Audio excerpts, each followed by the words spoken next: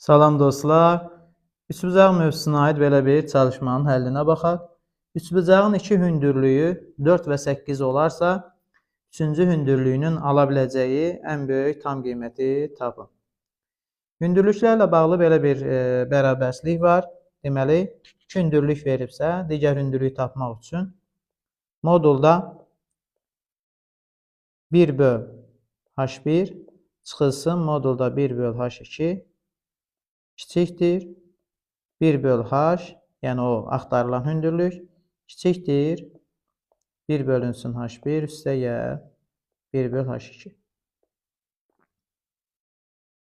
4 ilə 8-i bu bərabərsizlikdə nəzərə alsaq, alırıq ki, 4-də 1 çıx 8-də 1 kiçikdir 1 böl h-dan, o da kiçikdir 1 bölünsün 4 üstəgə 1 böl 8. Buradan alırıq ki, orta məxrəcə gətirsək sol və sağ tərəfi. Sol tərəfdə alarıq 8-də 1. 1 bölünsün h kiçikdir. Sağ tərəfdə alarıq 8-də 3.